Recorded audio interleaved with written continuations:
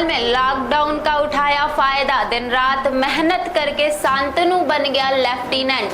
नमस्कार, मैं आस्था ठाकुर, स्वागत है आपका। आप देख रहे हैं खबर आप तक। रीवा के होनहार युवक ने यूपीएससी सीडीएस में हासिल की 33वीं रैंक।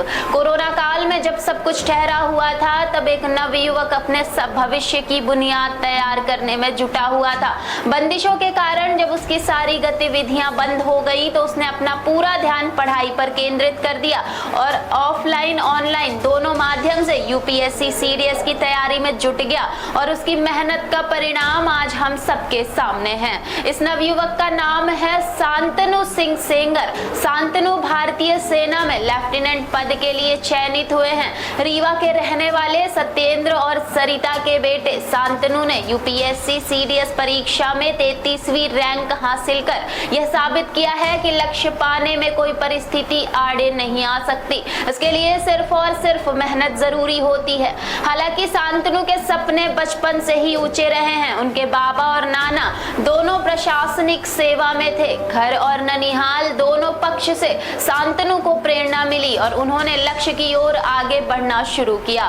फिर कोरोना काल में लॉकडाउन उनके लिए वरदान साबित हुआ। बिना किसी कोचिंग के उन्होंने घर में ही तैयारी शुरू की और उस दूसरे प्रयास में उन्हें सफलता मिल गई। शांतनु के पिता सुप्रसिद्ध गीतकार सत्येंद्र सेंगर और मां डॉक्टर सरिता सिंह ने बताया कि वह शुरू से ही लगन, परिश्रम के साथ लक्ष्य के प्रति एकाग्र था। घर का वातावरण भी अनुकूल था। हमारा संघर्ष भी उसे प्रेरित करता रहा, क्योंकि बच्चे जब यह देखते हैं कि हमारे माँ बाप हमारे लिए संघर्ष कर रहे हैं, तो वह खुद भी उसी रास्ते पर चल पड़ते हैं। शांतनु के भारतीय सेना में लेफ्टिनेंट पद पर चयनित होने पर उनके मित्रों, परिचितों एवं रिश्तेदारों ने खुशी व्यक्त की है। खासतौर से टीआरएस कॉलेज की प्राचार्य डॉक्टर अर्पिता अवस्थी और प्रोफेसर डॉक्टर संजय शंकर मिश्रा ने शांतनु की सफलता को गौरवपूर्ण बताया है। बता दें कि शांतनु ने अपनी स्कूली शिक्षा ज्योति स्कूल और उच्च शिक्षा टीआरएस कॉलेज से पूरी की है। आज हम मौजूद हैं यूपीएससी में सीडीएस एग्ज़ाम के बाद रीवा के शांतनु सेंगर के घर पे, जिनकी रैंक ऑल ओवर इंडिया 33 लगी है। और हमसे खास बातचीत के लिए मौजूद हैं उनके माता और पिता। सबसे पहले तो आप दोनों जन को बहुत बहुत बधाई बेटे के सिलेक्शन के लिए। बधाई आपको भी, आभार। सर, उनकी शांतनु की प्रारंभिक शिक्षा कहाँ से हुई? उसकी स्कूली शिक्षा जो है वो रीवा से ही हुई है। यहाँ ज्योति स्कूल से ही वो नर्सरी से उसने शिक्षा ली है और 12th तक। जी। उसके बाद उच्च शिक्षा ठाकुर अणमत सिंह महाविद्यालय से हुई है। और वो इसलिए भी महत्वपूर्ण है कि वहीं से शिक्षा मैंने भी ली है और मेरे पिताजी ने भी। तो उस कॉलेज के लिए उसका बड़ा क्रेज़ था। और इस कॉम्पिटिशन एग्जाम की तैयारी की शुरुआत कब उन्होंने शुरू? वो तो 12th से निकलने के बाद ही उसने मन बनाया था। हम लोग कोशिश कर रहे थे कि उसको पीएससी और आईएएस वगैरह, पर फिजिकली वो फिट था, तो उसने पहले तो कोशिश की कि वो बॉक्सिंग वगैरह की तरफ उसका रुझान था। तो घर में ही सारी व्यवस्था करके और वो प्रैक्टिस करता था। फिर उसने कोचिंग के लिए भोपाल गया। उसका ये था कि मैं नेशनल लेवल पे खेलूँगा और उसी में हिस्सा लूँगा, यही उसका मकसद था। फिर ये देश सेवा की तरफ कहाँ से उनका रुझान कैसे बढ़ गया? देश सेवा की तरफ रुझान तो इसलिए भी कि हम सब लोग का जो वातावरण है तो देशभक्ति का है। मैं अपनी कविता की जो यात्रा है उसकी शुरुआत भी ओज के कवि के रूप में की थी। तो देशभक्ति की रचनाएं वो बचपन से मेरी कविताएं पढ़ के बड़ा हुआ, गाता था वो। मगर कैरियर के रूप में लेने के लिए उसने तो तब सोचा जब कोरोना काल आया। कैसी उनके सामने चुनौतियां थी, कैसे वो तैयारी करते थे, इस पर आपके क्या? अब देखिए, तैयारी तो उसकी एकलव्य की तरह रही। उसने खुद से ही तैयारी की, कोई कोचिंग नहीं।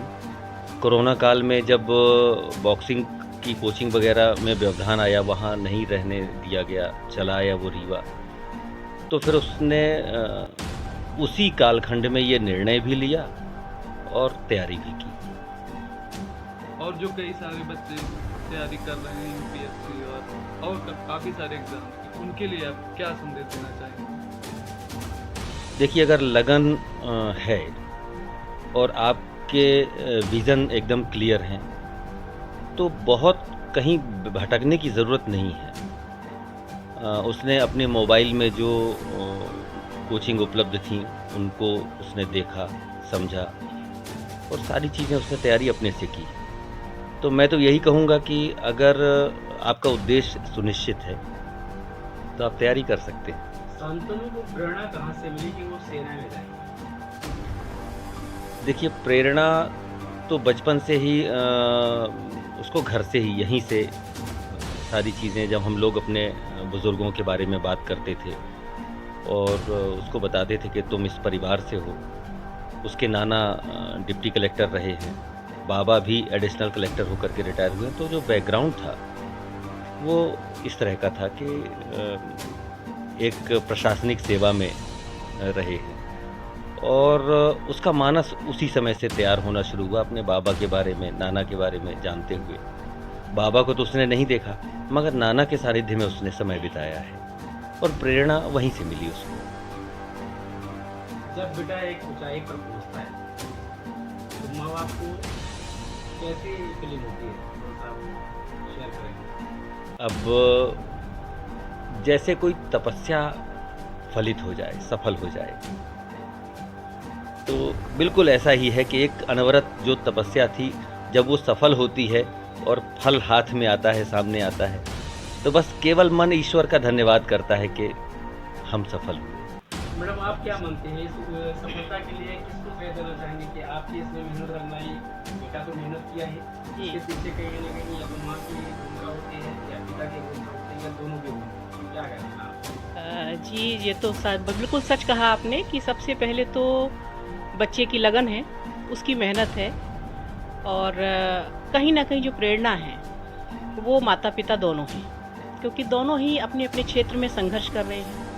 वो लगातार बचपन से देख रहा है कि किस तरह भाग दौड़ करके हम लोग उन बच्चों के लिए ही सब कुछ कर रहे हैं। तो जी, उन माताओं के लिए क्या कहना चाहेंगे जो चाहती है कि हमारा बेटा पढ़ लिख के एक बड़ा अधिकारी बने, एक अच्छा इंसान बने, पर उसके पीछे कितनी मेहनत करनी पड़ती है, इसके बारे में थोड़ा सा? जी, मैं ये ज़रूर कहना चाहूँगी कि सबसे पहले तो माता पिता अपने बच्चों को वो माहौल दें, परवरिश के साथ साथ वो विचारधारा उनके अंदर डेवलप करें कि उनके अंदर एक देश के प्रति या समाज के प्रति एक पॉजिटिविटी आए, सकारात्मकता आए और कुछ अच्छा कर गुजरने की एक क्षमता आए।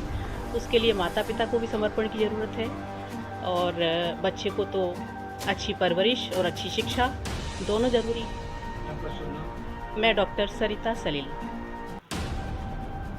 Thank you.